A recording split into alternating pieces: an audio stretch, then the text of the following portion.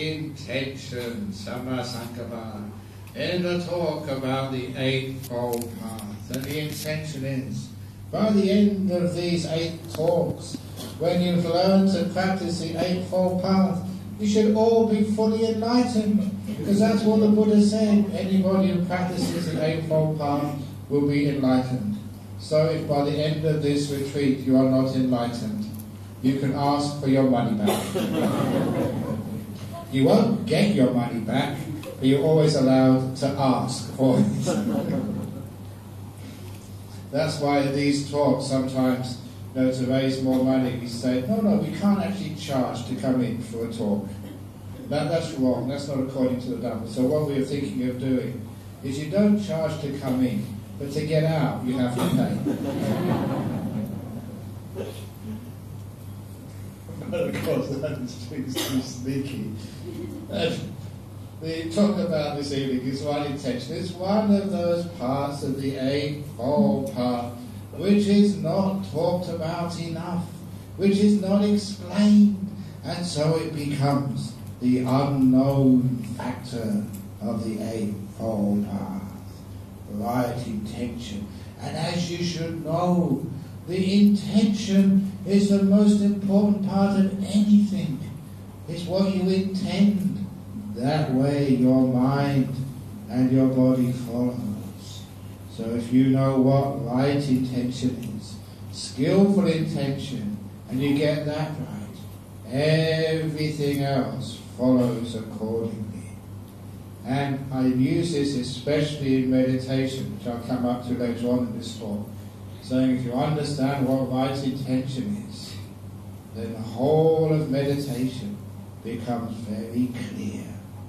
What you're supposed to do, and why people sometimes make mistakes and don't enjoy the bliss of meditation. But let's go to the beginning, the right intention. There are 3 right intentions. The intention of renunciation, letting go, giving up.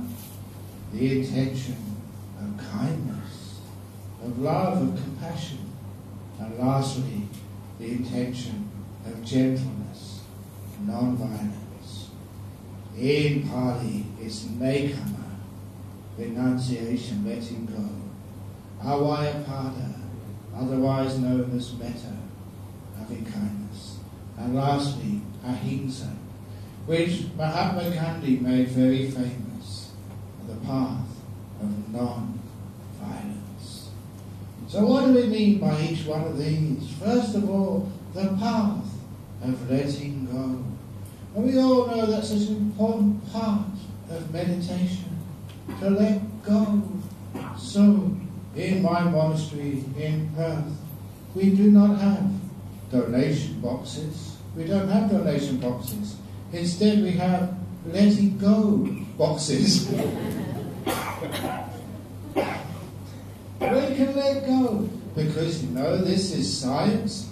I was a scientist before. One of the wonderful things about Buddhism, it is confirmed by science.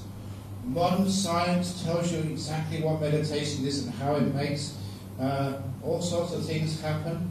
Like the latest research showed the mitochondria, at the end of those, when they start fraying, that's called old age. And when you actually meditate, they actually preserve much longer. So when you meditate, you don't get old.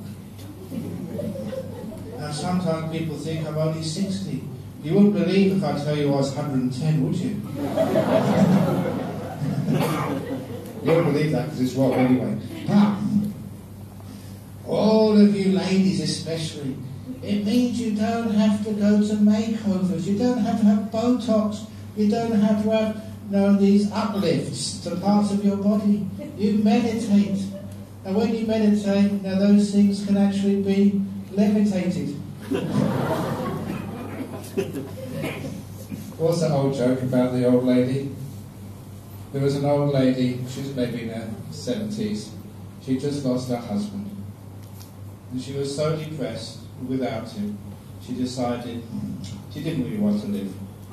So she wanted to commit suicide. So she got her husband's old gun. He had a gun. And she wanted to shoot herself in the heart. That's instant death. But she didn't really know where the heart was. So she called one of her friends, who was a doctor. Said, where is the heart? He said, it's just below your breast. So she shot herself in the knee.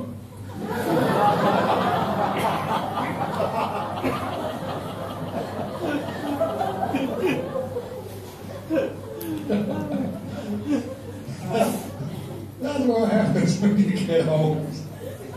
You know that. And why? It's learning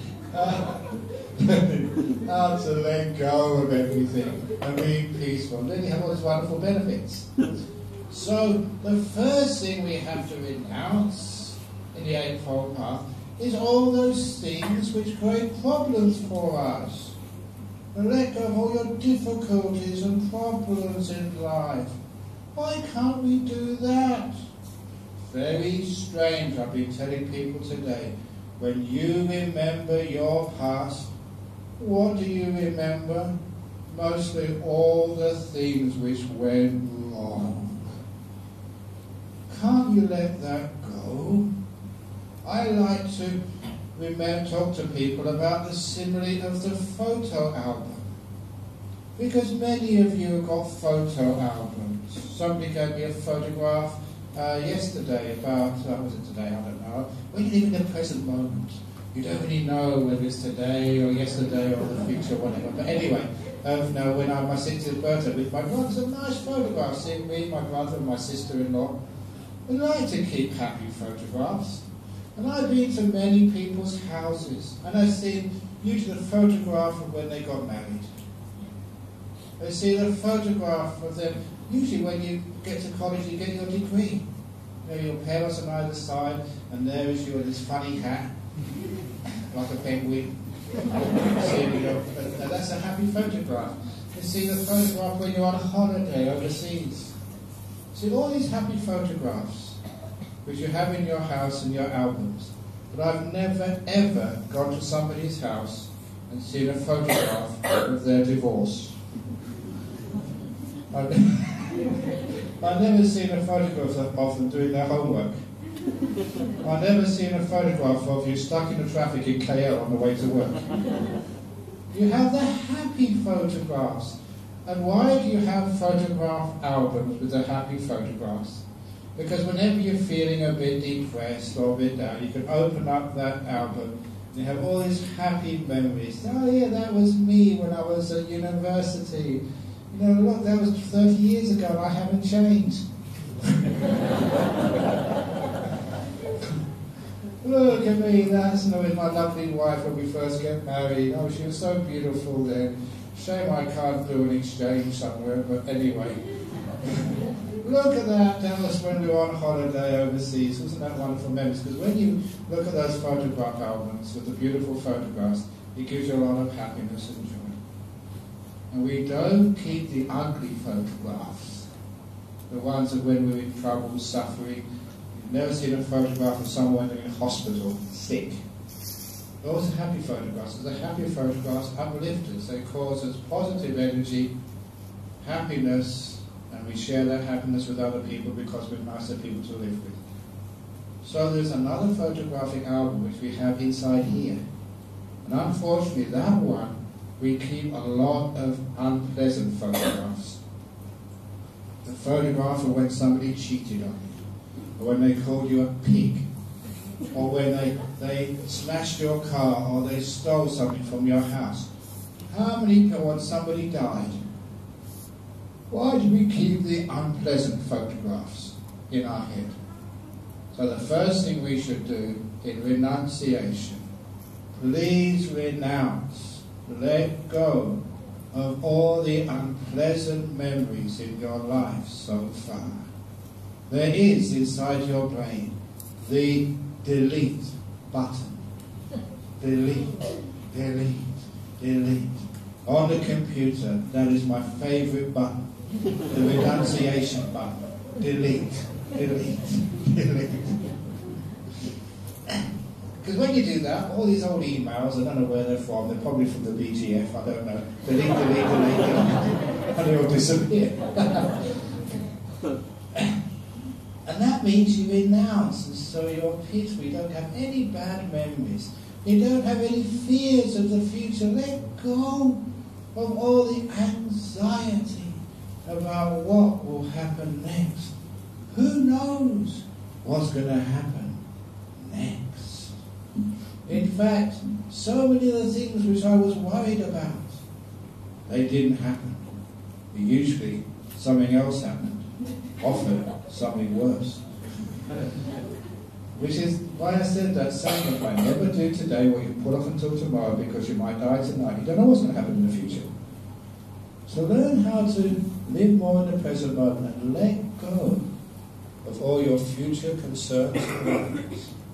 We carry them too much. So much so that people are so anxious in our modern world. They're so worried about what might happen that it causes them psychological stress. It causes them ill health. And the things they were worried about, they wouldn't have happened if they learned how to let go and enjoy this moment. So the first things we renounce are the past and the future. And science has told us that creates a lot of peace and a lot of happiness. What else can you renounce? What else you can renounce is what other people think of you. I don't know what other people think of you, but some people think I'm a saint. Other people think I'm the most stupidest guy on earth. Sometimes when you go on airports and people look at you and they think, my goodness, he's got a robe on, he must be terrorist. But then I tell them, no, monks don't wear underpants, so we can't get a bomb anywhere.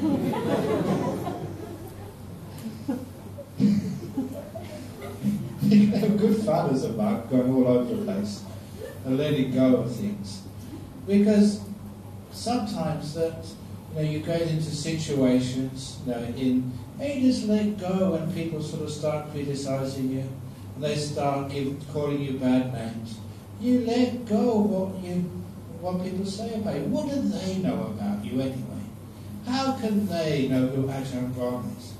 It's taken me many years to find out who I am. How can they know?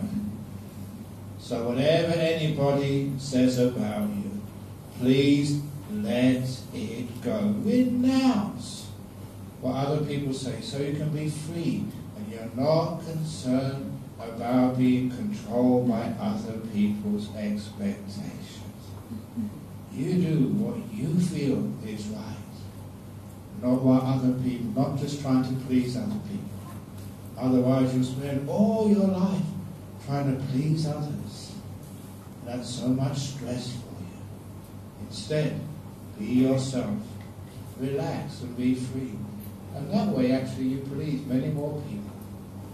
So we let go of all of this. And also, we just renounce, as I've been telling earlier, all those bad things which we can do in life. That's why we keep precepts. We renounce things like alcohol. But the trouble is, people know the renunciation, letting go is part of Buddhism. But they don't know what letting go means. Because one of my friends, the disciples in Perth, an Australian man, he became very inspired by Buddhism. And he came up to me once and he had learnt a lot of Buddhism. He asked for the 5 precepts. And I gave him those 5 precepts. And over in Australia, if someone asks for the 5 precepts, it's not just for one day. It's not just for, the holy day. It's for life. So over there, if you take the 5 precepts, it's for life. No Mickey Mouse things over there. Same if you ordain. Sometimes people have asked me, can you do temporary ordinations in my monastery in Perth? And yes, we do temporary ordinations now. You ordain until you die. That's as temporary as I can do. That's temporary. But the precepts you keep forever until you die. And this guy, he came and told me, he said it was so difficult because when he went to a party, like a Christmas or New Year, people are always offering you some alcohol to drink. And he told his friend who offered him sort of a beer or some wine. And he said, no, I can't take that. I'm a Buddhist. And people know enough about Buddhism in Australia. They think it's the second religion next to Christianity. About 2.5% of the population. That was a year ago, probably more by now. I'm very happy that the actual number of Buddhists in Australia, we had the results of our census last in August, and the number of Buddhists increased quite considerably. I was very relieved, because if it hadn't increased, I would have lost my productivity bonus.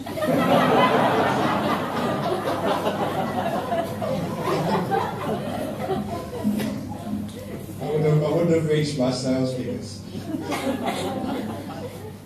But anyway, it did increase. And so many people, if they're not Buddhists, at least they know what Buddhism is. And so, the fellow serving him up, oh, you're a Buddhist. That's wonderful. Buddhism teaches you letting go. Come on, let go and have a drink. And people think that that's letting go. That's not letting go. So we had a big trouble. We know his solution afterwards. He told me that it didn't work the first time. But the next time we went to a party, he just telling other people you were Buddhist didn't work. So the next time we went to a party, he said, I found a solution. When somebody offered me a drink, I said, I'm sorry, I cannot drink because of doctor's orders. I know people accept that.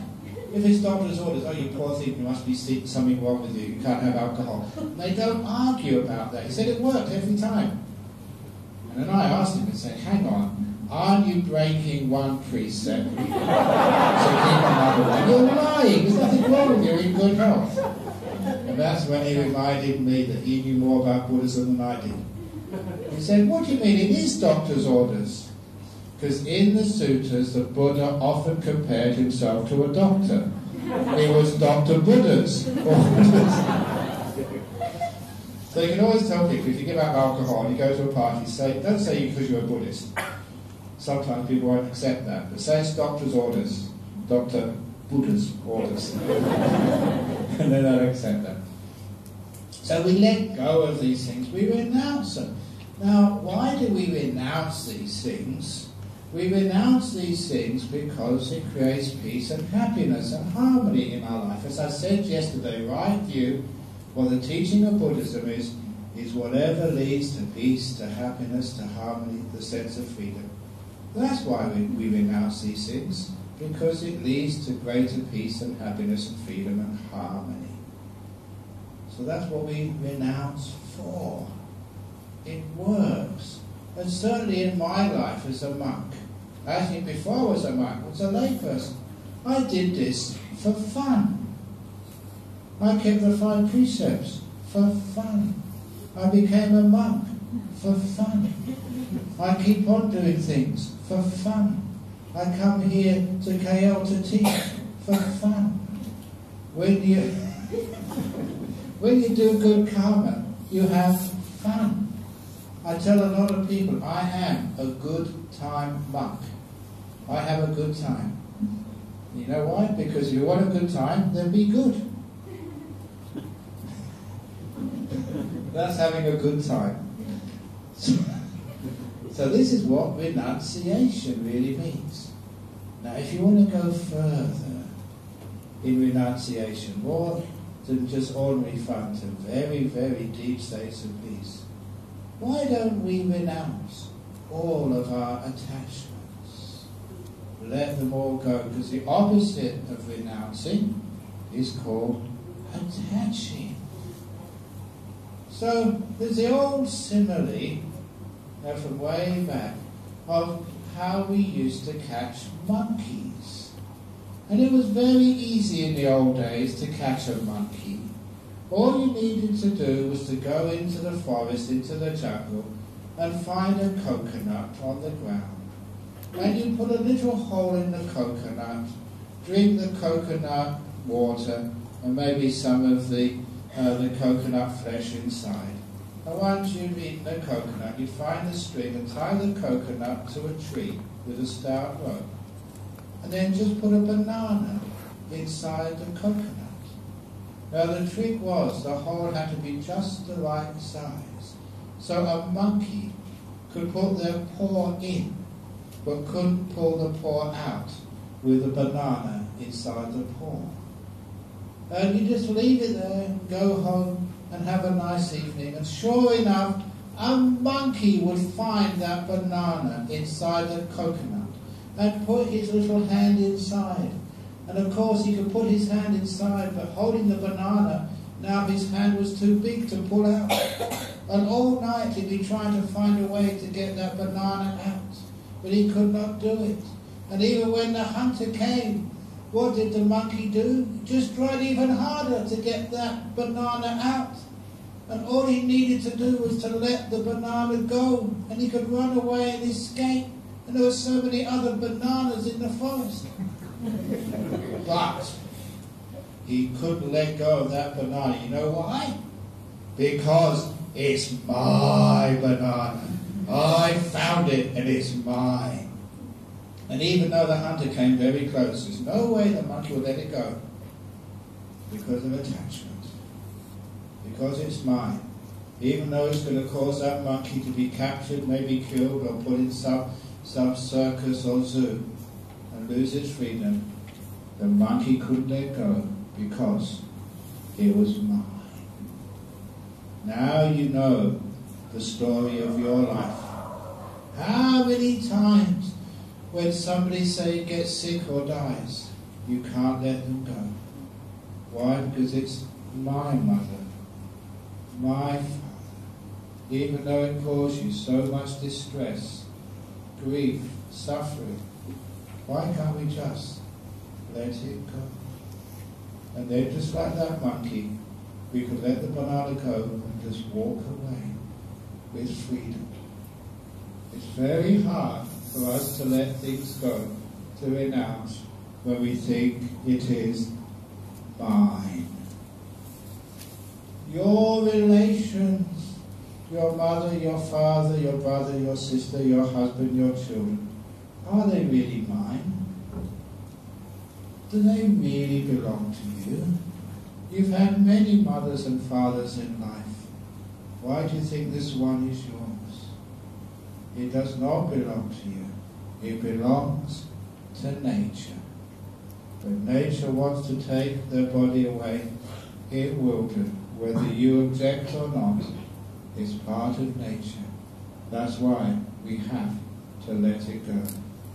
We have to renounce. They're dead anyway. Why are you crying so much? Why are you suffering so much?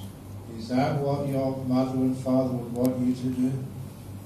If your mother and father would come back as a ghost, silly daughter, stop crying so much. Because you think it's yours. That's why you can't let it go.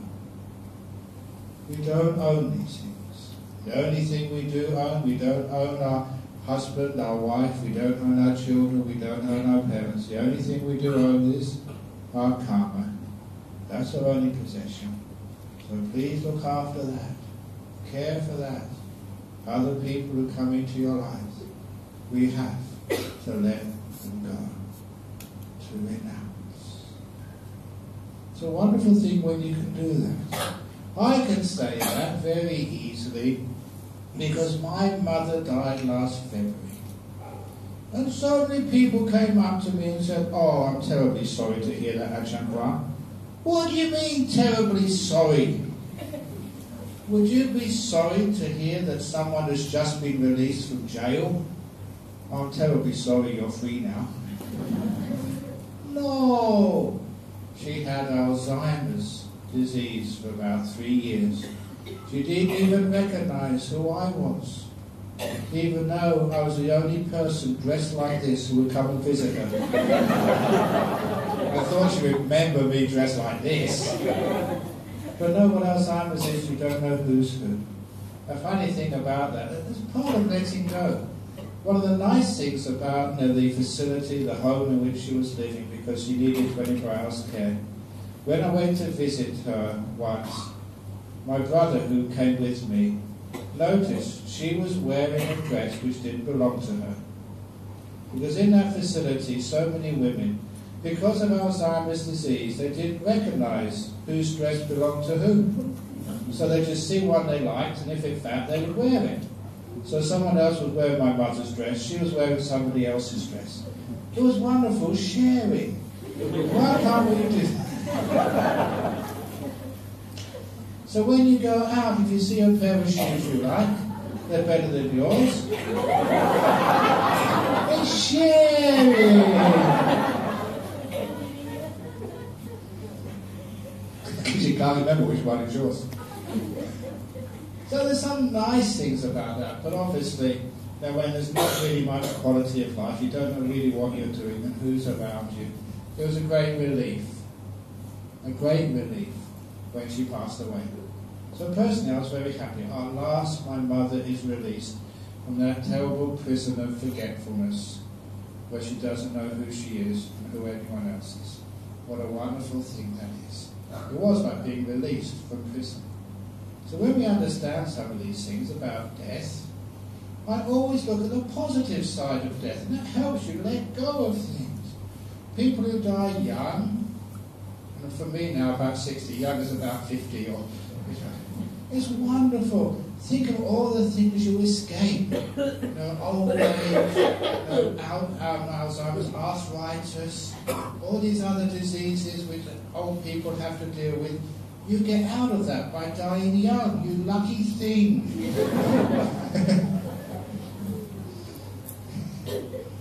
So you can always look at the positive side of life instead of worrying about, but don't you want to go to heaven or go to enlightenment? So why are you worried about living and living and living and living? If you were going to go on holiday overseas to this beautiful, the Venerable was saying that he knows some Buddhists over in Cayman Islands. Beautiful places. I think there was some people in the, not the Maldives, was it? Not the Maldives, somewhere in the Indian Ocean, some idyllic island, and I heard there were some Buddhists there. And they invited me. You would like to come and teach a retreat at this beautiful, what's it called? Mauritius, that's it, Mauritius. There were some Buddhists there. Would you like to teach a retreat in Mauritius? We'll pay your airfare, put you in a nice hotel. All you need to do, give a few talks in the morning, the rest of the day you can be on the beach meditating, of course.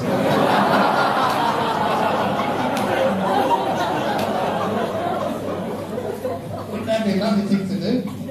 If that was you, wouldn't you look forward to that? An all expenses paid holiday to Mauritius? You'd be counting the days, only 2 weeks to go, only 5 days to go. You get so excited. What's better, heaven or Mauritius? So a person who really understands these things, the closer they get to death, doctor says only 5 days to go, I can't wait. Doctor says only 3 days to go, yes. But did you hear, I'm sure I told this last time I was here, but I'm getting old so I can't remember too, about the guy who went to the doctor, and the doctor said, I'm sorry, your cancer is terminal. He said, terminal? How long have I got to live? He said, 10. What do you mean 10? 10 years? 10 months? 10 days? The doctor said, 9, 8, 7. That's terminal. So, when we learn to let things go, we can have much more fun in life. And even let go of all these fears of life and death. It's like how we live, not how long we live, which is important. And this is why all these intentions, we have the right intention, the way we live and the way we die, we find we live and die very peacefully, very well. We can let go. And the other thing about dying, remember when it's your time, please let go of your body. Don't keep clinging to it. If you really think your body belongs to you, then just like that monkey in the banana, you won't be able to let it go. You'll be clinging and clinging and clinging to the very end and having far too much suffering. So when it's time to go, let go of the banana and go away. It's the same with your relations, the people you love the most. You have to learn how to let them go. And one of the best ways of doing that is before they die, go up to them and give them permission to die. This first became clear to me when I was counselling a fellow called Steve. He was an American married to an Australian girl called Jenny, a nurse. And they were really young. I think he was in his mid-30s when he got cancer and he died about a year later. And he was getting so close to death, I went to the house to counsel him. And I was really surprised he hadn't died yet, until I realised what the problem was. He was suffering, he was really thin and weak and in pain. Why hadn't he died? And I turned to his wife Jenny and told her, have you given Steve permission to die yet? She never answered me because she realised that that is what was giving Steve, keeping Steve there. He could not die until he had permission from the person he loved the most and who loved him the most. Because you know, when you're about to die, the last thing you want to do is to hurt the people who love you so much. So I always remember this. I remember this to the day I die. Jenny jumping up on the bed, putting her hands around the frail, wasted body of the man she loved and married, looking into his eyes and saying, Steve, I give you permission to die. Don't keep struggling for me. It's all right. And they hugged. The next morning he was dead. That's all he needed. So a lot of times, you know, your family, maybe your mother, your father, kids or whatever, sometimes they keep holding on to that banana because they don't want to hurt you. And all you need to do is to tell them, I give you permission to die. I let you go. Go with my blessing. Fly. And then they can go. And I've done that so many times. It's so beautiful. Then people can die at peace. They know that you have let them go. And then they can go. That's what we mean by this renunciation. And when you get, many times in life, we have to learn how to let things go. We can't control the world. Sometimes the world does its thing, whether we like it or not. And the only thing we can do is to just renounce. Even some of your material possessions, like I said, you think they're yours. They don't belong to you. The bank crashes. Bye-bye all my money. You know, something happens, there's a flood or an earthquake, and there goes your home. Bye-bye. You only have these things for a time. So there is an opportunity. There must come a time when you have to let everything go. I remember this story of a fellow called Patrick. And he came to our monastery the first year it was being built and helped out a lot. He was one of these men who was spiritual. It didn't matter what type of religion. Would always be going to stay in monasteries and temples and ashrams, helping out, staying there, and after a while going to another place. The only possession he had in life, I didn't tell anything about a family, he didn't have any wife or girlfriends. The only thing he had, the thing he loved the most, was his Harley Davidson bike. And some of those Harley Davidsons are worth a lot of money. He really was attached to that Harley Davidson, not because it was a great bike, but it gave him the freedom. Whenever he wanted, he'd get on his bike and just go to the other end of Australia. It gave him freedom. And after visiting my monastery, he went to Sydney, and he wrote this letter to me. that he was shopping in one of the big shopping malls in Sydney. He parked his Harley in the car park, went down to do the shopping, and when he came back, he found the parking bay was empty. Someone had stolen his Harley. And that was the only possession he had in life. And he was so shocked. But then, because of all the teachings of Buddhism he had heard, he managed to let it go. He wrote that he really did this. He said, well, you don't own anything in life. Now someone else has got that Harley. Really, honestly, I wish them that they have as much happiness with this bike as I had. Thank you so much, Mr. Harley, for giving me so much joy over the years. Now it belongs to someone else. Please you take it and enjoy it.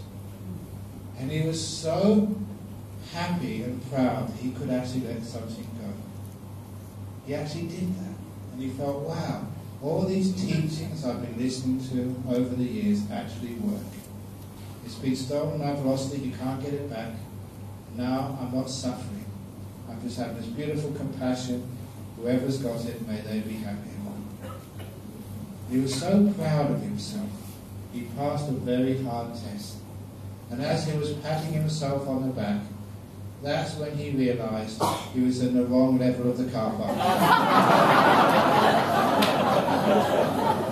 You know, they're all the same. And of course, when he went to the correct level, his Harley Davidson was still there. So he won twice there. You know, he still had his Harley, but he managed to let it go at the same time. And he thought, what a wonderful thing this teaching is. All these things, it's gone. Why suffer about it?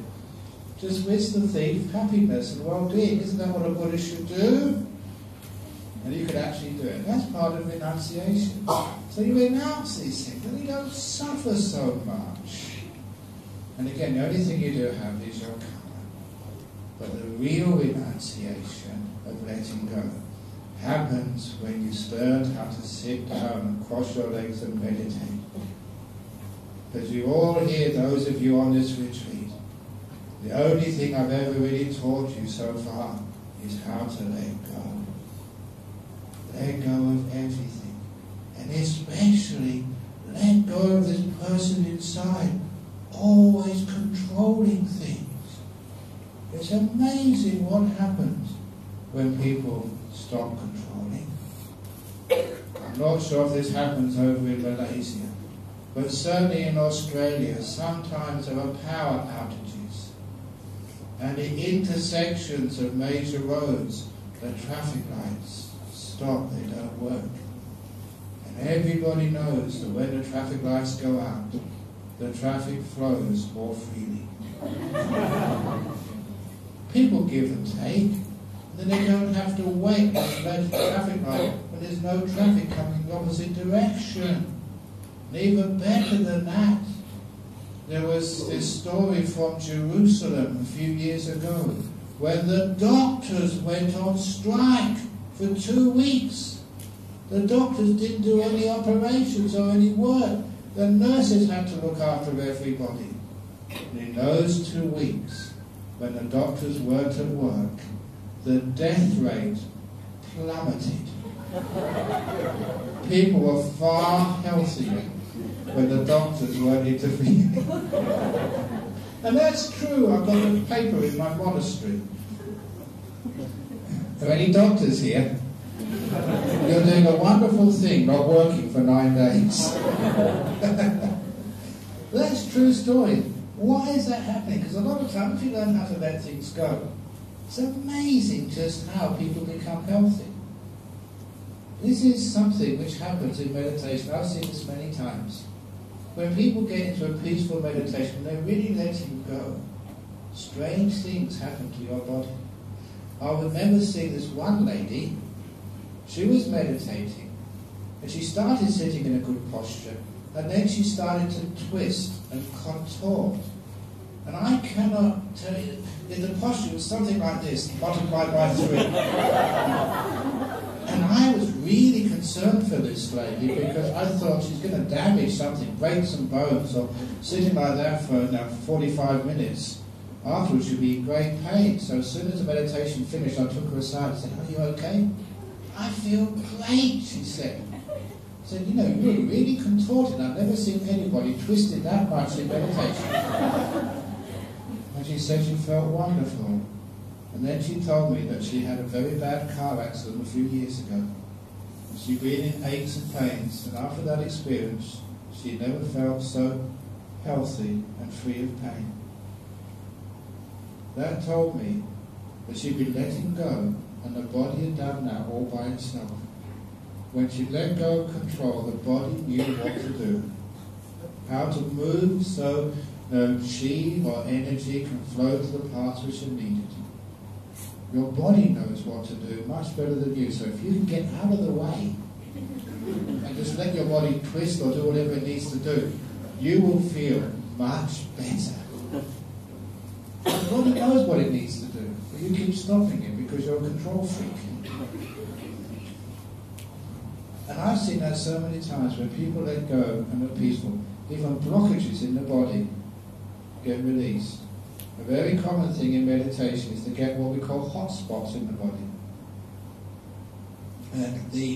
There's many times this happened, but the classic case was when a woman came up to me after the meditation and said it was really strange. She had almost like a fever in her shoulders and neck, really hot.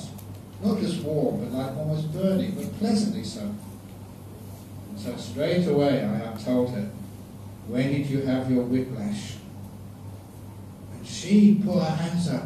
"Ajahn Brahm, I always knew you could read minds and had psychic powers. Now I have the proof. I never told you that. And that's true, I had a car accident last year and I had whiplash." And I said, "I'm sorry, it's not psychic powers. Because I know that during meditation, when you let go, healing happens. And the most common injury to the neck and shoulders is whiplash in car accidents. So I was just adding one and one and making two. Just being rational. I wasn't reading your mind." And I said, "This is what happens. You've had that injury to your back and your neck. And because of the tightness in your body, because you control so much, you haven't been able to let go. Because of that, healing has never been able to occur. Now in this meditation, really let go. You've renounced control. Now the energy has managed to get to that place for the first time since your injury. And the warmth that you felt there is the healing going on. Well done. You've really helped your body." So if any of you during meditation have hot spots in your body, never think that something is going wrong. That's always a very good sign of healing going on in your body. It only will happen when you let go, you renounce, you stop controlling things. That's when you allow the body to relax enough so the energy can flow freely. That's why renouncing is such a beautiful thing to do. But the most amazing thing, this is for the meditation, is when you truly let things go. That is when you become peaceful.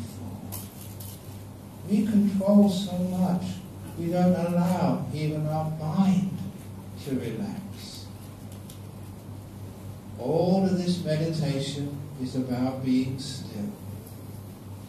Remember, sometimes I used to read these books about people who meditate up in the mountains, the hermits in deep caves. I had this idea of being so peaceful, so still, that nothing would move. And I realized that that is what this meditation is all about. Real deep peace, where there's no sound, there's no movement, everything is still. The only way that you can get to such a place, if you control and do things, you are the problem. You make the noise. You disturb things. To renounce is to renounce all of your wanting, all of your will. I've been telling this anecdote from Ajahn during the interviews, and I determined I'll say it now so I don't have to repeat it another time. I get my hand up, and I'm not waving you goodbye, it's not time yet. This was Ajahn. He would say, this represents a leaf on a tree. And the only reason why it moves up and down is because of the wind. When that wind stops, the leaf moves less and less and less until it's perfectly still. Because that's the natural state of a leaf, to be still. It only moves because of the wind. And Ajahn used to say that's the same as your mind. Its natural state is to be perfectly still. It only moves because of your wanting, control, will. And if you can just somehow stop that, your mind will move less and less until it becomes perfectly still, because that is its natural state. So that's why we learn in meditation to renounce. To renounce all your goals and aspirations. Renounce all your judging of what's good and bad in meditation. Renounce everything, especially all your wants and your will, and let it go. Then you'll find the wind stops, and your mind moves less and less and less, until it becomes still all by itself. The next simile, which I also did, I will need someone to... Did I do this yesterday? No, I don't think I did it yet. What's been in Melbourne? I need... Dr. Victor, you are a well-respected member of the community, and you can be perfectly trusted. Could you please stand up? Now, the water in my cup represents my mind. I'm now going to keep my mind perfectly still. So I'm going to hold the water perfectly still. Can you please tell me when the water has stopped moving? Okay, so I will concentrate.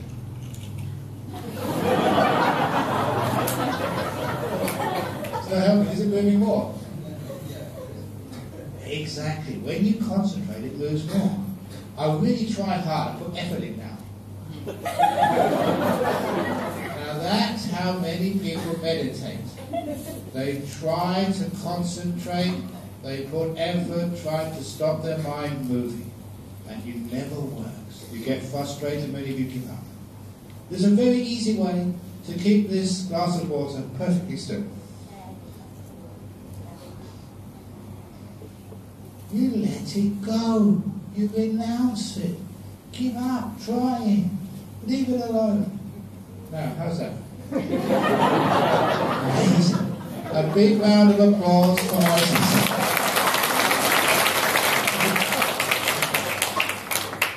And that's what we mean by renouncing, letting go. It's just like the banana. Your mind doesn't belong to you. Let it go. Put it down. Detach, and then you'll find it becomes still all by itself. That's called renouncing. I've got to be careful because it's 55 minutes and I've only gone through one of them. The next one is kindness. And the kindness is, please be kind to your poor body and poor mind. Which is why if you're having a hard time, if you are suffering, there's two methods to use if you're having a hard day. Number one, can you please raise your right hand? Everyone raise your right hand. Now please put it to your head. Yeah, poor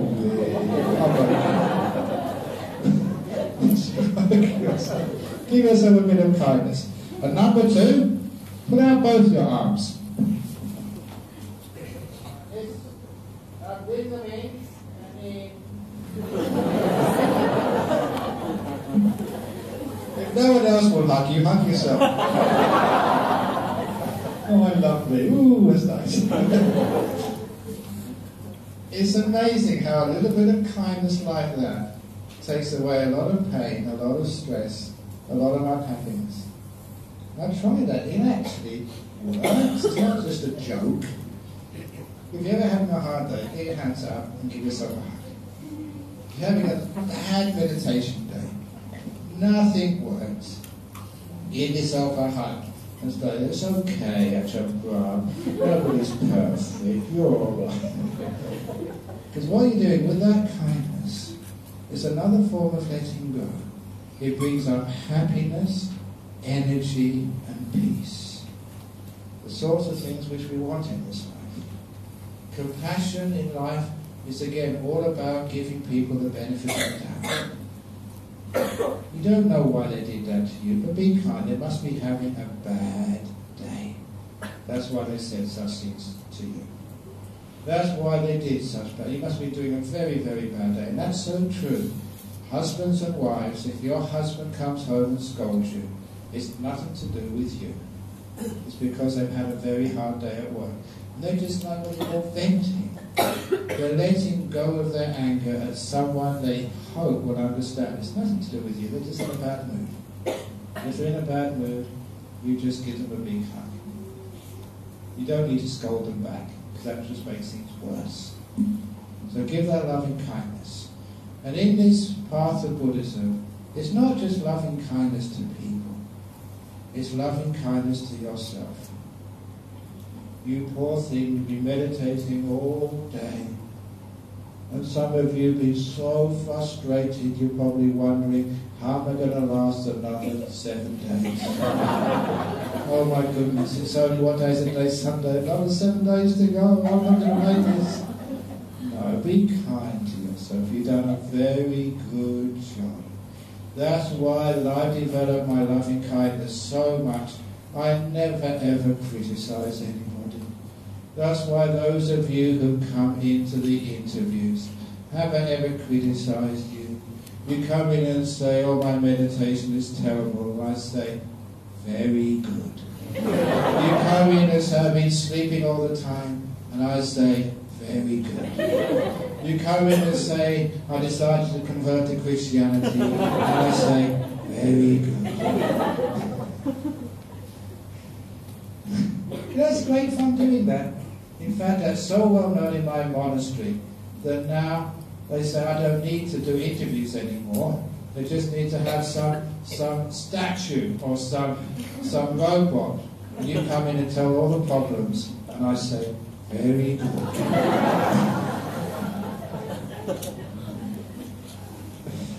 Because that's all people really want, a bit of kindness and support. To realise there's nothing wrong with you. You're doing the right thing. It's only a matter of time when you get the meditation. So it doesn't matter where you are, it's all very good. And you're loved and you're respected and you're supported. What a wonderful thing that is. You're never ever criticised. That's why I remember there's a few people. One of the monks I first learned this from was a monk called Ajahn, a very lovely monk. Of course he's dead now, but of all the monks I ever met who actually looked like an arhat, fully known, he was the one. He was so peaceful, and he had this aura about him. When I first went to see him to ask my questions of meditation about Buddhism, I was scared. I was scared because I was sure that this monk could read your mind. And my mind was not ready to be read yet at all.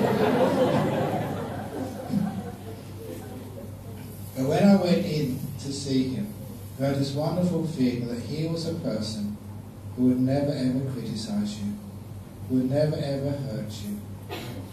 And that was such a wonderful feeling, to feel so safe, so respected, so loved. I had that feeling for the first time. I don't want to move from here. I just want to sit here in this room just gazing at this monk for the rest of my life. Because you felt so safe, and that was so rare in the world. How rare is it? that you can be with someone and you feel perfectly safe. You don't have to defend yourself. You're not going to get criticised. You're just going to be accepted and loved for who you are, even though you're stupid. You don't have to be smart and clever. Oh, what a relief. I went so peaceful and so still, I forgot all my questions. I just wanted to see them.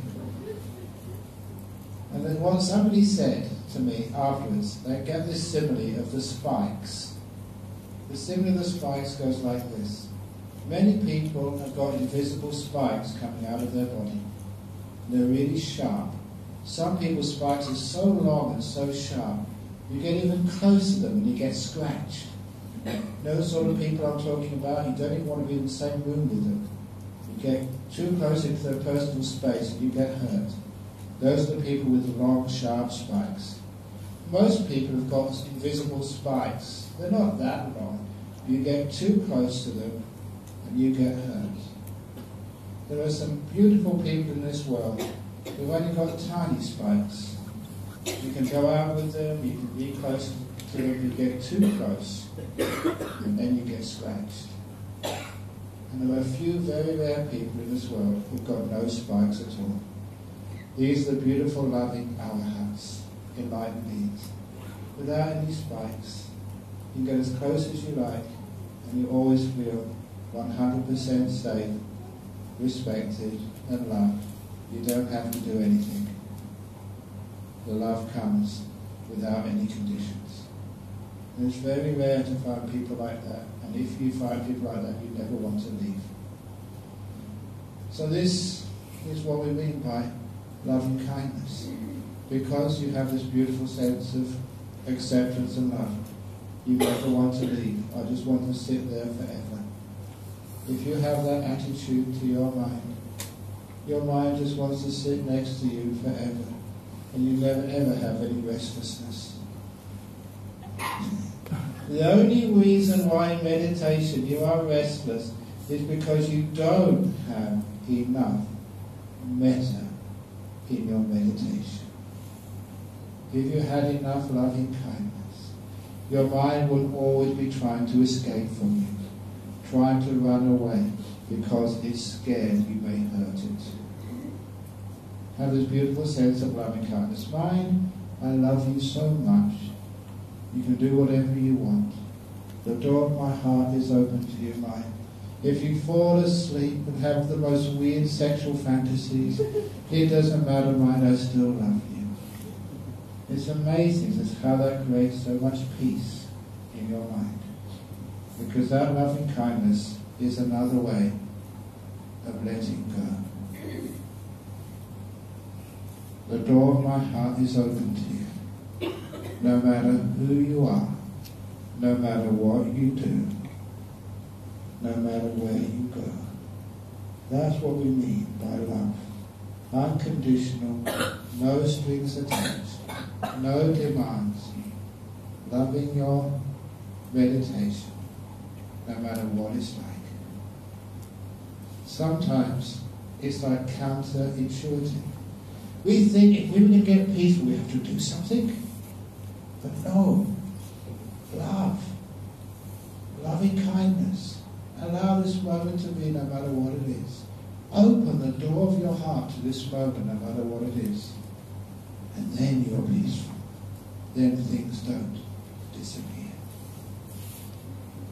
They stay with you. They don't run away. Remember, the only reason why you have restlessness in meditation is because of not being content enough, not being happy enough. The loving kindness creates that happiness. So have this beautiful sense of acceptance and love. That is the second part of right intention. And the third part of right intention is non-violence, gentleness.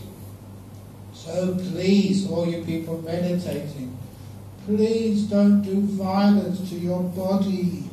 If it hurts, move. There was one monk I grew up with, he's now an abbot in England. He decided to sit through pain. He was meditating one night and his knees started to hurt. No, I am not going to move. I'm going to sit here, even though it hurts. This is enlightenment or bust. You know what happened? Bust. He had to have a double knee reconstruction in hospital, poor thing. That's really stupid. If it hurts, move. It's kindness. I always say, what would the Buddha say? The Buddha would say, oh, you poor thing, please move. If you've got a knee, the Buddha would say, let me scratch it for you. The Buddha was a compassionate and kind person. He was very gentle. We don't do violence in Buddhism. We don't do wars. That's not part of our tradition. But I see many people meditating who do violence to their body.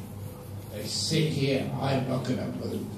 Even in some traditions, they get this big stick, and if you're nodding, whack! Should we do that? No! I went to a retreat once, you know, it really works. I went to a Zen retreat once when I was young, because there was not many places I could go on retreat. And it was this was in 1970 or something. There was only about 12 of us in this hall, facing the wall, when the master came with the stick. I always had good karma. I was always very lucky. Even though I was sleepy, the guy next to me was more sleepy than I was. So he was the one who got hit. The guy next to you went whack! And as soon as I heard that, all my sleep was gone. So fear made me fully awake. But that's nothing to do with Buddhism, that type of violence. So don't be violent to your mind. If it wants to go off, go to sleep, be gentle with it. It's all right, mind, you can do that. That gentleness, that lack of violence, is a beautiful part of meditation. If you do that gentleness in your life, you no need to be violent. I don't ever punish my monks when they do things wrong. I never hit them with a stick. I find that gentleness and kindness are far more effective in getting the monks who live with me to actually to do the right thing. They've made a mistake, they come up to me, and I always do the AFL code. Acknowledge you've made a mistake, forgive, it's amnesty, and learn to make sure that you don't do it again. That's all you need to do. There's no need for violence. The same in your meditation. If you make a mistake, acknowledge, yes, you went in the wrong direction, just forgive it, no punishment, and then learn, so you don't need to do it again. And that's called growth. So we don't have violence. So that, in brief, is the three right intentions. And letting go, being kind, and being gentle. And we all know, we should know, that when it comes to the law of karma, the Buddha said that intention is karma. Chetawan karma vadami, said the Buddha.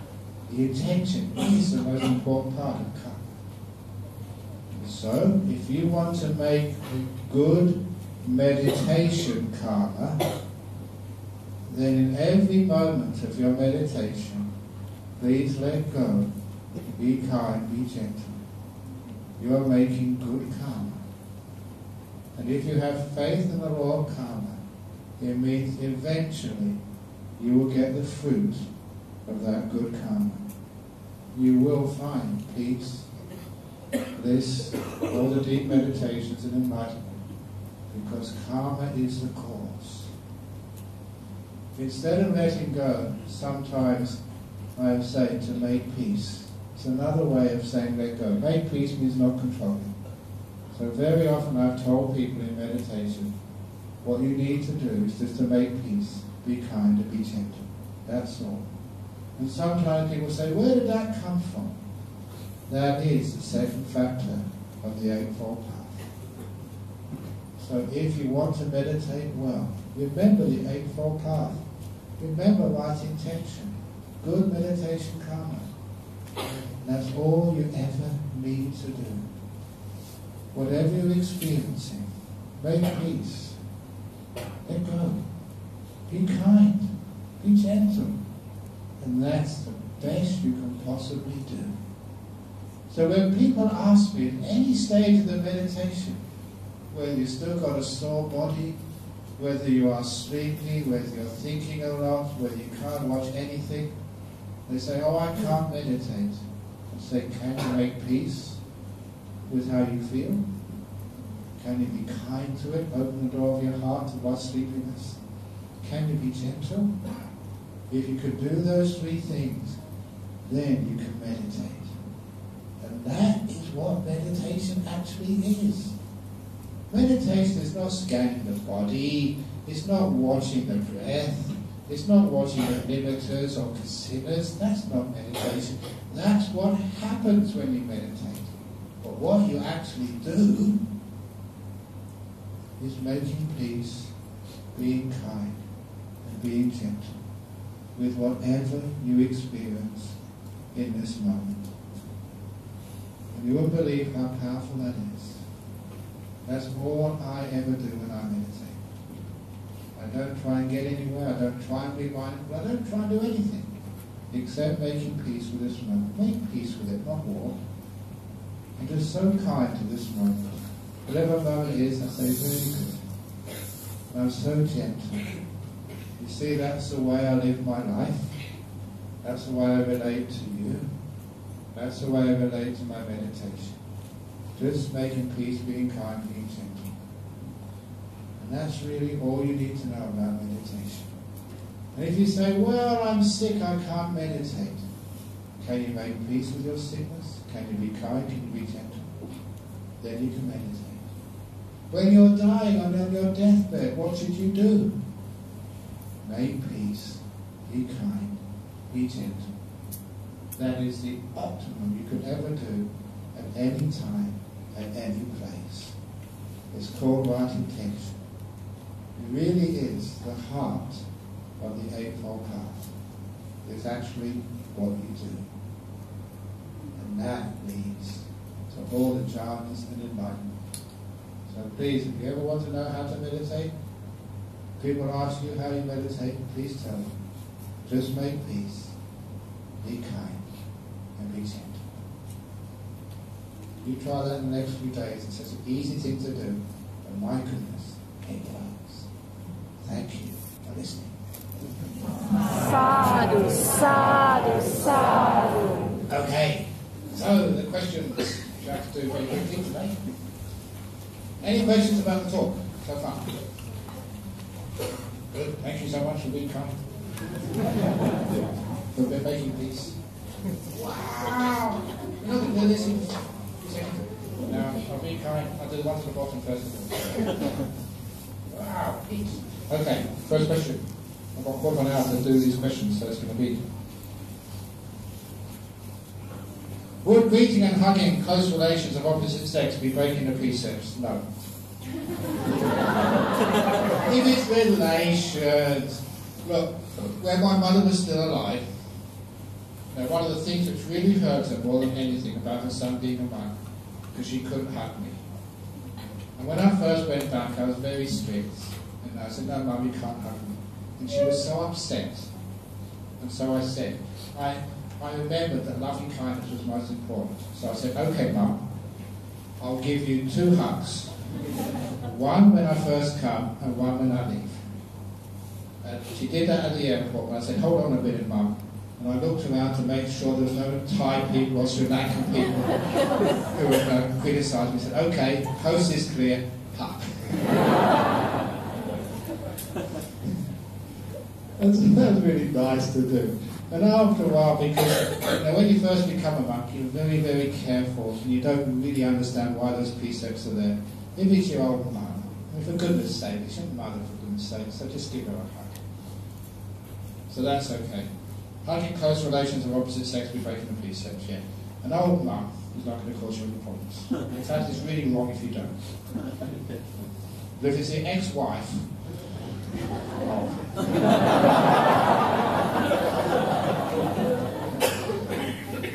Dear Ajahn, with financial constraints, kindly advise as a parent what is the right action to take so that children would understand our good intention is further growth to be useful, independent, loving and caring adults. Parents work harder to support their unlimited wants and desires, including university studies and PhD, or just provide them their basic needs and let them work through to earn and complete their further studies, etc. That's what I had to do. My father died when I was 16. My mother was really poor. And, I had scholarships, but the scholarship wasn't enough to pay your way through university, so I got jobs. That gave me a great sense of independence and responsibility. And I had to learn, because that's the only way I could survive. So sometimes if you bring up your children, as they say, in cotton wool, and you provide everything for them, they miss the opportunities of learning independence, responsibility. So even if you have got lots of money, still send your kids out to do this to be paper rounds, working here, working there, odd jobs around the house, so they can earn their money. So don't just give it to them. If you want to sort of have some money, son, then clean the car, or whatever else it is. And that means they actually do something for the money. So that's a wonderful way of teaching them some responsibility. So don't just give them stuff. And that way they realise that if you do need to sort of get some money to pay your bills, then you have to sort of do some work for it, which is training. That's what I would say anyway. And I'm very an expert at this, having had so many kids in my life. I don't know why people ask me about bringing up kids. Could you describe a nimitta? The nimitta is go outside this evening, look at a headlight. That's a nimitta right there. A beautiful flash, but it stays there. So thank you for giving me a nimitta. But I'll go into nimittas later on. I always have tremendous ache in my legs during meditation after every 20 minutes, regardless of the posture I have. I understand we should be compassionate towards our body, but if moving the legs into a more comfortable position every 20 minutes, will that still shape my concentration? Do I still have to do it? Look, take your legs off. So I don't have to take them. Find a chair to sit on. Or get some more cushions. Change your posture this way and that way until you can find a comfortable one. Look, the person who asked that question, have you ever watched a movie? How long does a movie take? 2 hours. Can you watch a movie? What do you do when you're watching a movie? Sometimes you're not paying any attention to the legs. It's such an important movie. Oh my goodness, that's a whole hour. I should have moved my legs by then. Even going to the toilet. It's such a good movie. Oh, I've got to watch it. And it's amazing what you can endure when you really have to. So a lot of times, if you just make people calm each other, forget about it. You're not going to sort of get in trouble with your legs. But if you have to move, but after a while you find a lot of times it's the mind. Remember that when you watch a movie or watch a soccer or anything else you like, you can sit for hours. In meditation, you can only sit for 20 minutes because you're not enjoying yourself. Not enough loving kindness. My grandmother passed away 3 years ago. I still have recurring dreams of her. Is it because she has not been reborn and is asking for merits? Unlikely. Unless your grandmother was a bad girl. Was she a bad girl? Probably not. All it is because you're attachment to her, usually. So just move on in life, let it go. It's not your grandmother, it's not the monkey's banana. There's many more people you have to love in this life. So please let that one go. It's very unlikely that she wasn't hers. Dear Ajahn Brahm, thank you for guiding us to an inspiring journey. So far to practice meditation, I've only just begun. However, I have some doubt on how to clearly know we have seen or experienced a nimitta. This is because the nimitta is what happens later on in meditation, when especially the 5 senses of seeing, hearing, smelling, tasting, touching vanish. And then what's left is the mind. And the usual way we experience the mind is as a beautiful light. For those of you who know the Anapanasati Sutta, that's stage 9.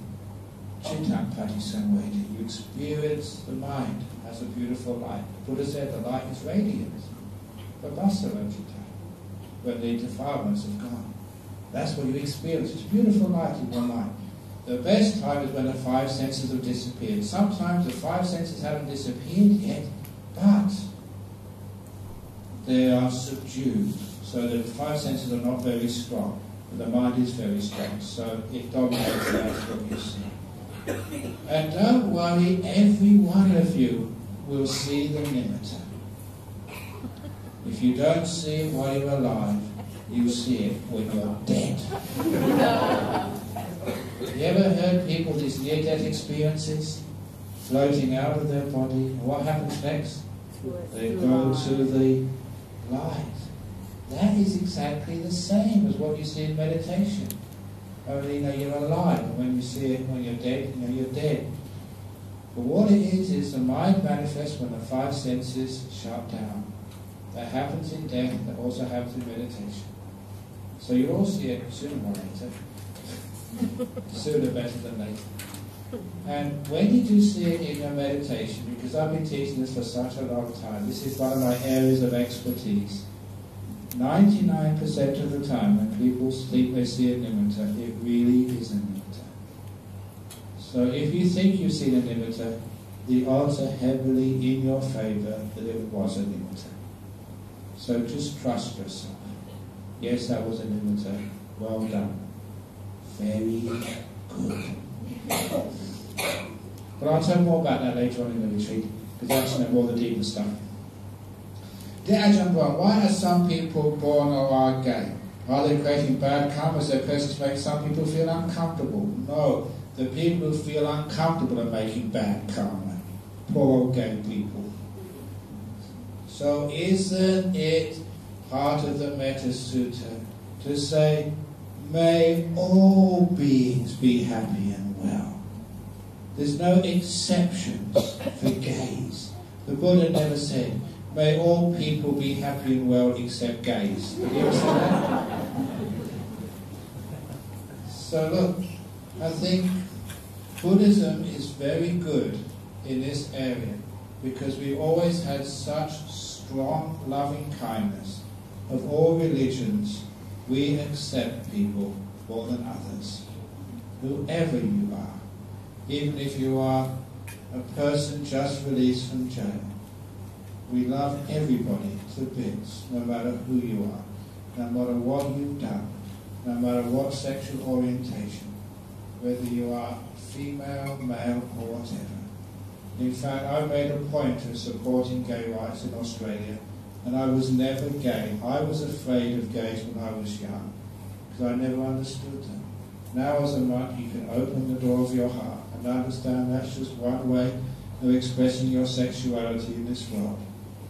And to respect that, I'd have some gays, the most wonderful people. And some of the great people in our world have been gay, people like Tchaikovsky. He was one of my favourite composers when I was young. He was gay. What an amazing person he was. Brilliant. And there's so many other people who do amazing contributions to our world who are gay. That's just who they are.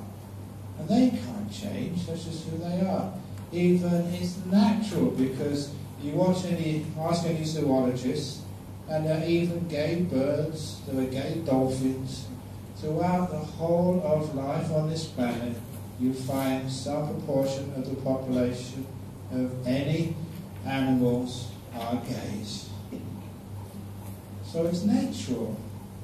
And imagine a person who is gay. Probably a few of you here are gay. Well done. I love you to bits.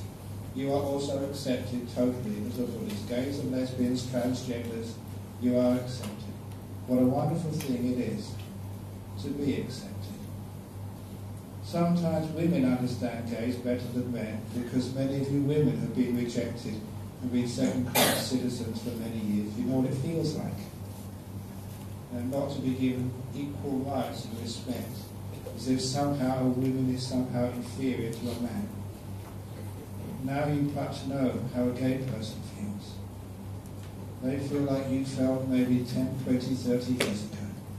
Maybe your mothers never had much of a chance in life. Maybe they were intelligent, but because they were female, they weren't given the opportunities. That's what gay people feel. Outsiders, rejected. And as a Buddhist, I will not stand for that. So, anyone who's born gay, welcome.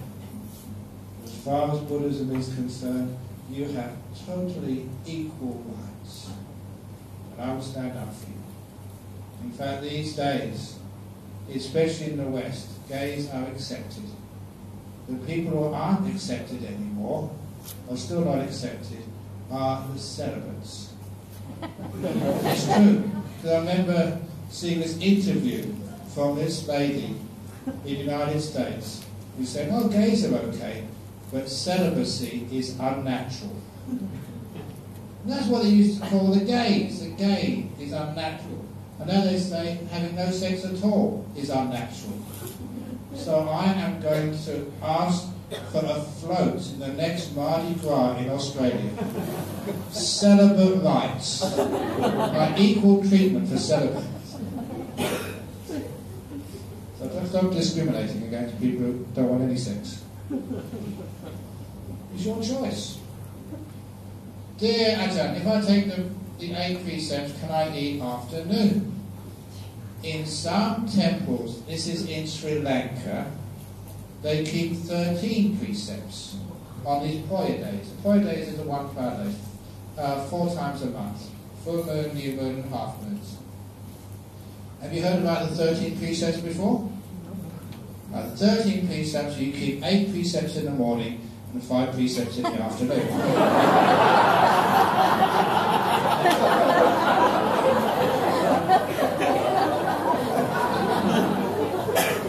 Well, that's cheating!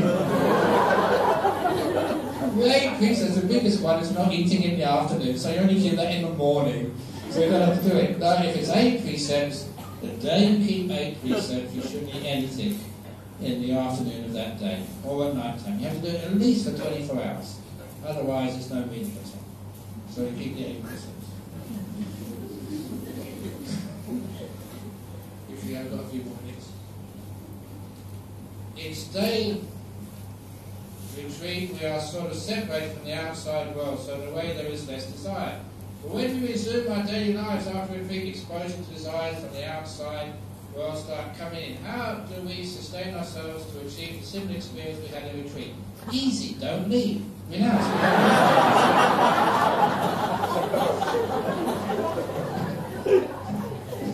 Now you find that you go on retreat, your desires get lessened, especially your ill will gets lessened. Number one, it's not because you control the mind. It's because you're happy and peaceful and content. You don't need so many desires. One of the reasons, why do you go shopping? They call it shopping therapy. To overcome, feeling grumpy, feeling ill, feeling bad. And that's why many people go shopping. But when you feel happy anyway, you don't need to go shopping. You're just happy being at home. Why do men go to parties or go looking for other mistresses? What do they do that for? Because they're unhappy. When they come on retreat, they're so content and so peaceful. They just give up all their mistresses. The girls give up all their shopping. The guy is richer. The woman is not so well worried. Because when you're content, you don't need so much. If you notice all the advertisements, they create discontent. You haven't lived unless you've seen the Grand Canyon. You've missed out on life unless you've driven a sports car. And all that creates discontent, which means you have to go and buy this and go there and do everything else. But here on a retreat, we create contentment. Just happy being here, which means when you go back, you don't have so much craving. You don't have so much ill will. You're a much easier person to live with. So you won't be able to abandon all those cravings and yearnings, but at least they'll be subdued for a long time, which means you can have a much more peaceful life. I know it'll be bad for the economy, but nevertheless it'll be good for you. In Ajahn Chah teaching, one should practice to become peaceful like still flowing water in the forest. How can the mind be still and at the same time flowing? If meditation makes the mind still, what makes the still mind flowing? So,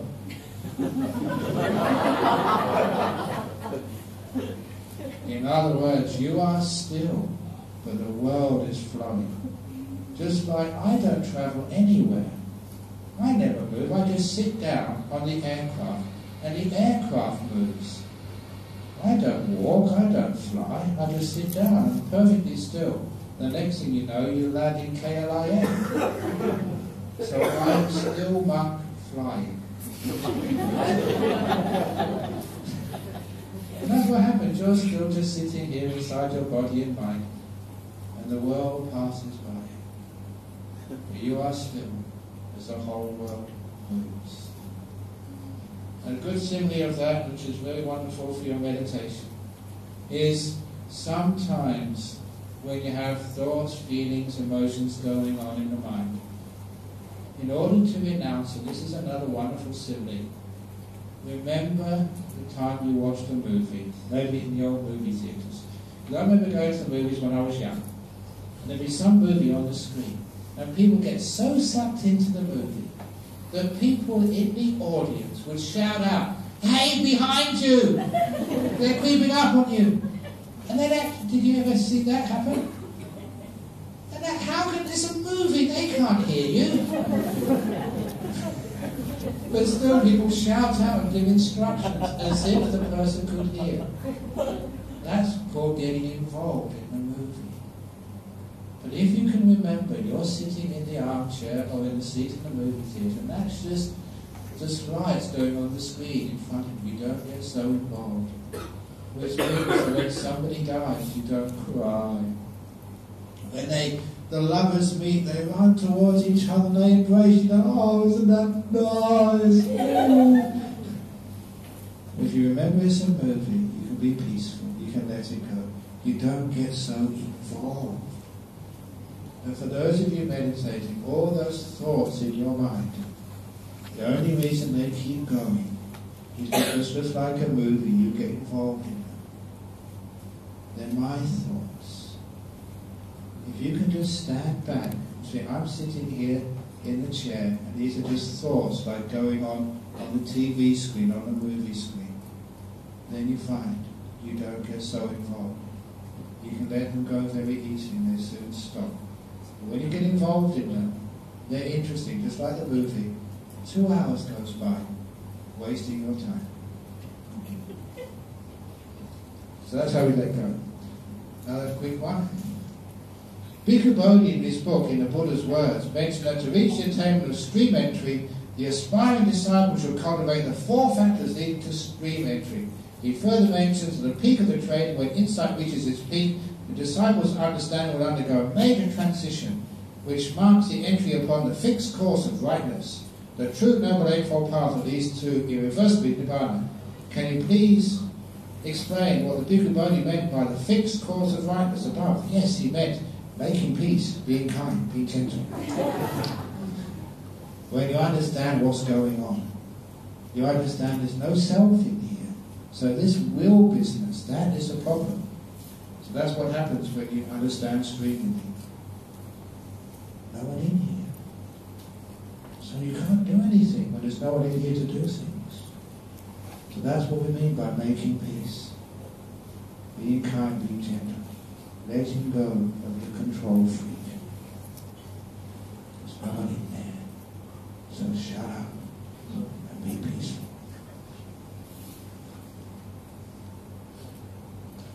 Please let me know once you stop.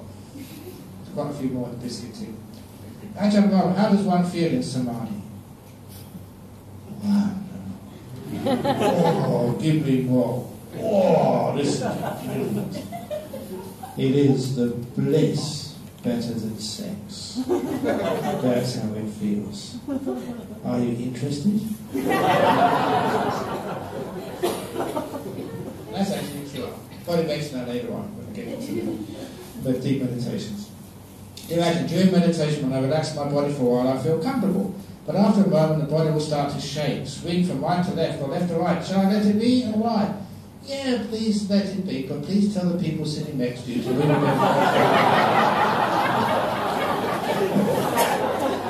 I don't want them to get injured.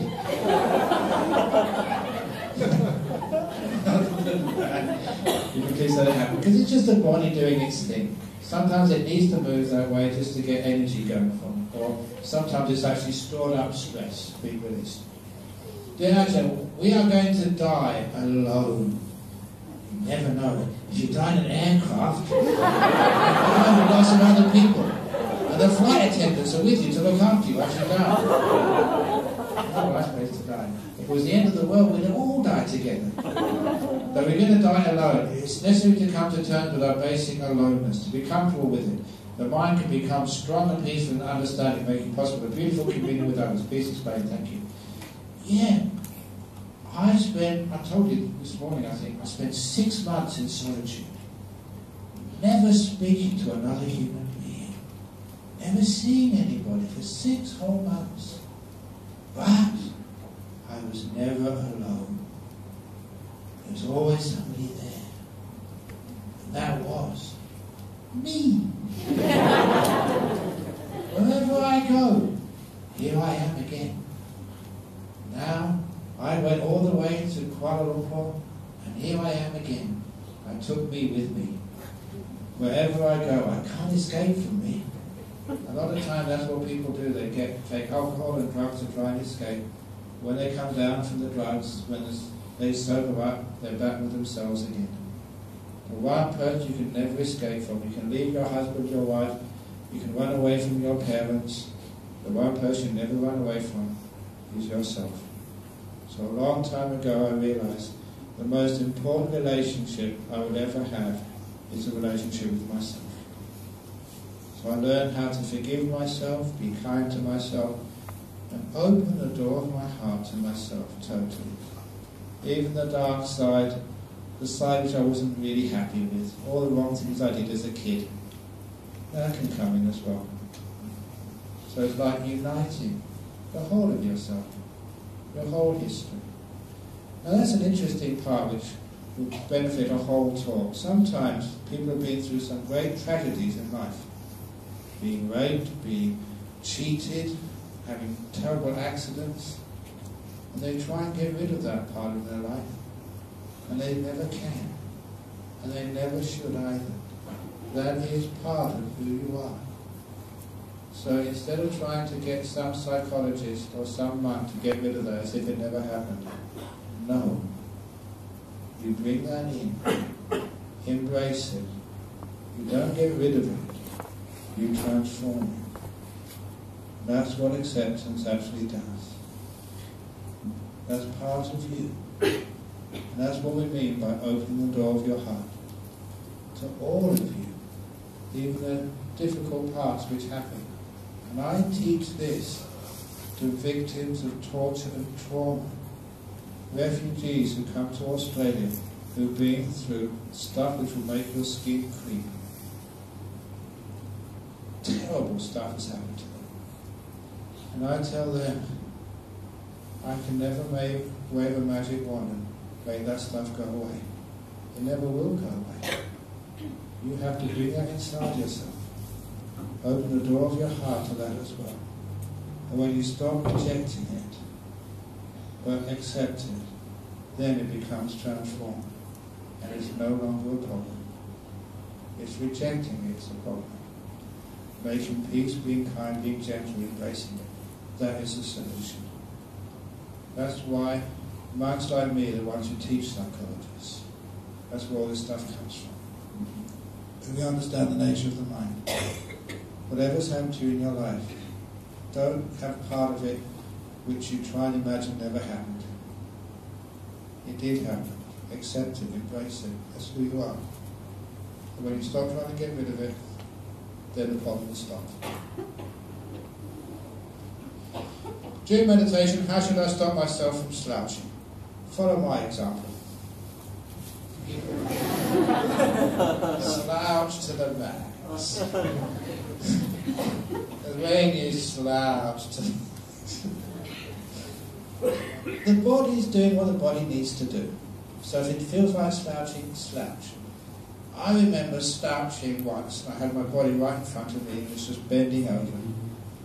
And then I just noticed it straightened up, all by itself. I never did anything.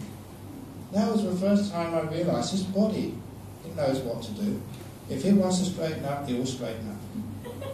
So you just leave it, let go, let the body decide what it needs to do. Okay, one last? 5 more minutes, okay. I told her when I had a conference once in Perth, we had 10 minutes, 5 minutes, and then the gun. That's the only way to run a conference, Victor. Sadhu, sadhu, sadhu. Ajahn, how can one curb anger when it arises fast? It's easy to overcome anger. You just let it come, let it go. The door of your heart has 2 parts to it. You go in the door, you can also go out as well. So all that stuff, let it come in and let it go out. So that's how you let go of anger. But a lot of times, a lot of anger, it comes because you control so much. When you control, you become frustrated. Because sometimes you fail to control. Your husband doesn't do what he's supposed to do. The mum doesn't do what he's supposed to do. He keeps on speaking beyond 9:30. But you can't control these things, so just let it go. Only people who are control freaks get angry. The more control freak they are, the more angry they get. When you just let go, you don't get angry anymore. So things go wrong in my life as well, but I expect them to go wrong. When people don't turn up, when the plane is late, when people don't do what they're supposed to do, I expected that. Because that's human nature. When I expect it, I don't get angry. But when you think, Ajahn Brahm shouldn't be like that. Victor, he's a datuk, he should be much better than that. No, poor old Victor. It's so hard, Victor. So no, just be yourself and relax, and don't have such high expectations. So lower your expectations, and then you don't get so angry. Especially lower your expectations of wives. They're all the same. I've known many in my life. Not my own wives, but I've known many. They're all the same, so what do you expect? They all speak too much. That's the nature. My intention is always to help or do as much as I could offer. However, there are times, in fact, often friends started taking advantage. For example, paying for meals, doing chores and so on. At times I feel very angry and ask why. Because that's what they're like. And if they take advantage of you, you keep taking advantage of me. And I'm very happy. That's what I'm here for. To be exploited. Exploit. Take advantage. Because that you get so much fun being taken advantage of. Being exploited. That's your life to give. The more you give, the more happiness you have. If you expect something back in return, you lose all of the happiness. Just like I see, just in the back wall over there, all the people who donated, they've got all their names on there. That's not donations. That's not charity. That's advertising. So-and-so gave so much. So real donations, real giving is expecting nothing back in return. Expecting to be exploited, taken advantage of. So that's, I love that, just giving. I don't care, I don't expect anything back. And I don't ever get anything back either sometimes. At times I feel angry and ask why, then I get confused. Should I just do my part and be wise rather than suffering or getting upset? Don't just do your part, do more than your part. That's why I've taught this to the monks at monasteries over in Perth, and when it's time to do a chore, there's a competition. Please let me do it. No, you did it last time. I want to do it. And they fight to do more work. Because they realise there's opportunities to do karma, good karma. So please, let me feed them up. No, you did it last time. I want to do it. I want to wash up. No, you did the washing up last time. It's my turn. I want to clean the toilets. No, I did clean the toilets today. And you get up early and clean it before. Ha ha ha, I call you. I done the toilets first. Now that is great fun. When I learned this last story, many people used to borrow, Ajahn Chah's feet. Because it used to be the tradition in Thailand, because we used to go on arms round without any shoes on. Your feet would get dirty. Before you came into a hall, you'd have to wash your feet. And if it was a teacher, monks would wash his feet for him. And when I saw this, coming from a place like England, I thought, why do people have to wash this man's feet? He's old enough to wash his own feet. And this was just too much culture and tradition. But it wasn't just one person washing his feet.